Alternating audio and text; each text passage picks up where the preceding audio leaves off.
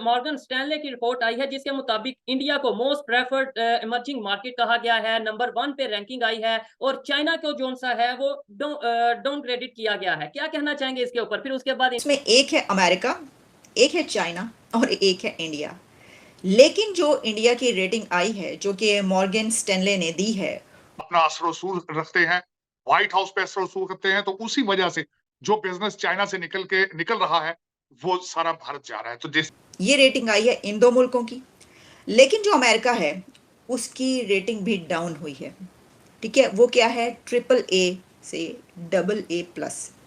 आप Morgan Stanley की आज बात कर रहे हैं, उसमें उन्होंने चाइना की जो डाउनग्रेड किया है और भारत की उन्होंने इक्वल वेट से उसकी रेटिंग को ओवरवेट किया है। अच्छा, अब इसके अंदर ये है कि एक तो ये कि जब किसी की रेटिंग डाउन होती है तो लोग ये सोचते हैं कि इससे क्या फ़र्क पड़ता है। इससे बहुत ज़्यादा फ़र्क पड़ता है। मसलन अगर मैं एक दो पॉइंट सिर्फ आपको बताऊं तो उससे एक ये है कि अगर वो इदारा, वो मुल्क जिसकी रेटिंग कम जा रही है, तो जो इन्वेस्टर्स होते हैं वो भागते हैं वहाँ से।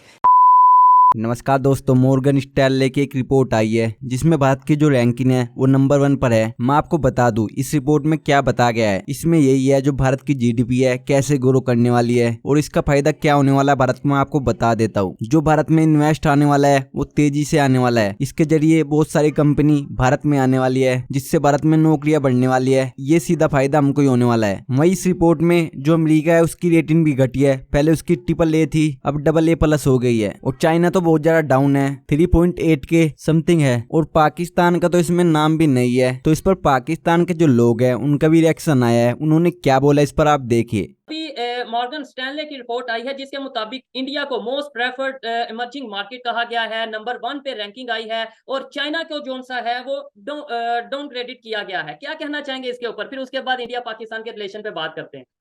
देखिए चौधरी साहब, इस वक्त पूरी दुनिया के अंदर अगर देखा जाए तो कोविड के बाद एक तो इकोनॉमी के रिलेटेड नई चीजें डिफाइन हो रही हैं।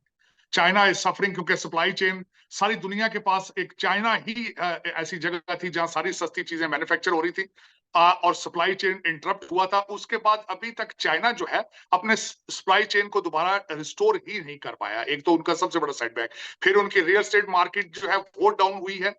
वहां पे लोगों के पास जाहिर जब पैसे नहीं थे, फैक्ट्रियां बंद थी, शिप्स भरे हुए हमारी पोर्टों पर खड़े थे, लोग ही नहीं मिल रहे थे उन चीजों को नीचे उतारने के लिए। तो ये सारी इकोनॉमी का जो इम्पैक्ट है उनकी रियल एस्टेट पे आया।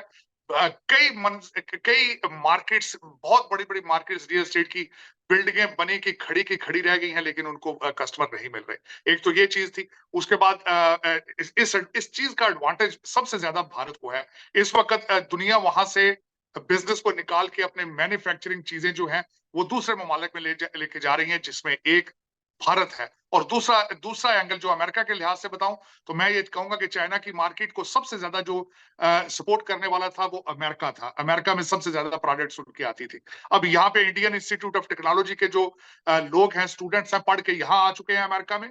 हमारी अमेरिकन कंपनियों के सीईओज वो हैं और अल्टीमेटली अमेरिका की दौलत को, वेल्थ को वो कंट्रोल करते हैं, अपना असर रसूल रखते हैं, व्हाइट हाउस पे असर रसूल करते हैं। तो उसी वजह से जो बिजनेस चाइना से निकल रहा है वो सारा भारत जा रहा है। तो जिस तरह आपने देखा होगा, पहले एप्पल की मैन्युफैक्चरिंग वहां गई है, फिर इलॉन मस्क जो है वो इंटरेस्टेड है, फिर बाहर से मोदी साहब अपने ट्रिप पर आए हैं, जेट इंजन बनाने की वो टेक्नोलॉजी लेके जा रहे हैं, राफेल तैयारे बन रहे हैं वहां पे। तो जो एक एक मूवमेंट मेक इन इंडिया है उसको वो प्रमोट कर रहे हैं, अपनी करेंसी को प्रमोट कर रहे हैं, यूपीआई को प्रमोट कर रहे हैं। तो ये सारी चीजें, और उसके बाद एक भारत जो है उसकी मिडिल क्लास, उसमें ज्यादातर नौजवान हैं और वो नौजवान पढ़े लिखे हैं, और वो जहां जा रहे हैं वो एक हेल्दी और ताकतवर डायस्पोरा की शक्ल में जा रहे हैं।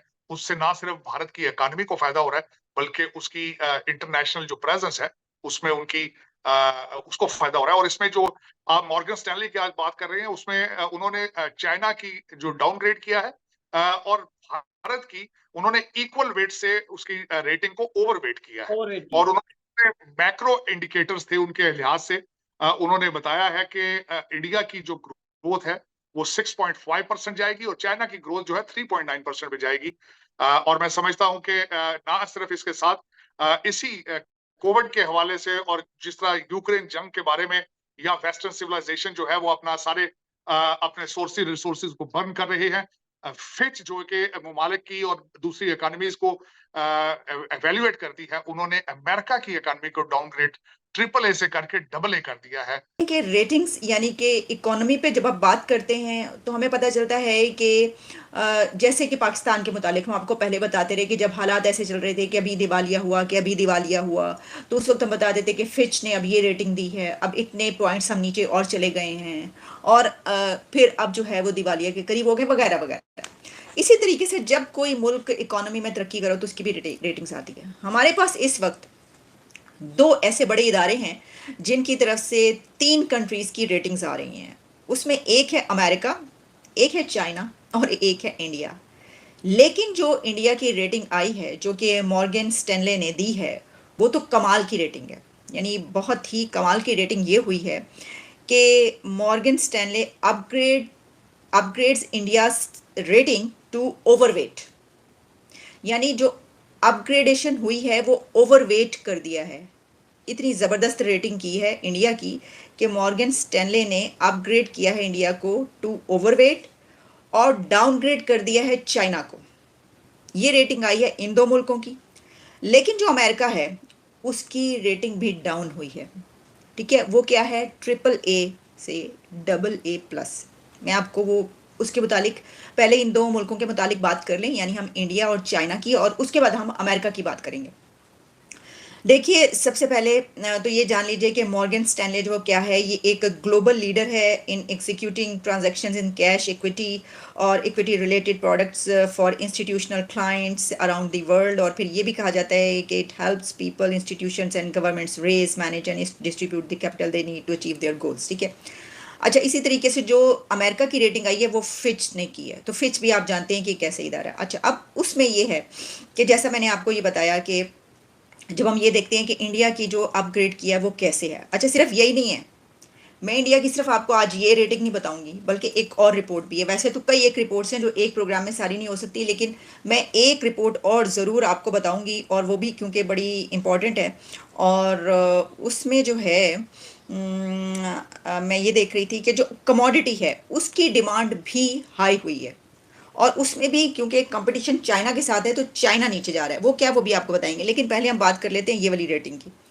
ठीक है जी। अच्छा, अब इसमें ये जो ओवरवेट कहा गया है, इसमें कहा गया है कि जो इंडिया की मैक्रो इंडिकेटर्स हैं वो जो हैं वो रेजिलिएंट हैं और इकोनॉमी जो है इज़ ऑन ट्रैक।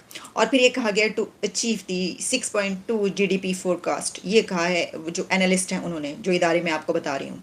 अच्छा, अब इसके अंदर ये है कि एक तो ये कि जब किसी की रेटिंग डाउन होती है तो लोग ये सोचते हैं कि इससे क्या फ़र्क पड़ता है। इससे बहुत ज़्यादा फ़र्क पड़ता है। मसलन अगर मैं 1-2 पॉइंट सिर्फ आपको बताऊं तो उससे एक ये है कि अगर वो इदारा, वो मुल्क जिसकी रेटिंग कम जा रही है, तो जो इन्वेस्टर्स होते हैं वो भागते हैं वहाँ से। यानी ये कि वो कहते हैं कि ये तो अब कंसर्निंग न्यूज़ है, तो जो इन्वेस्टमेंट हो रही होती है वो रुक जाती है, अपना हाथ खींच लेते हैं। अच्छा, अब इसी तरीके से ये कि अगर ऐसा कोई कंट्री जो कि कर्ज लेना चाहता है, या उसकी हालत ऐसी है कि वो कर्ज ले रहा है, तो उसको कर्ज देने वाले भी रुक जाएंगे।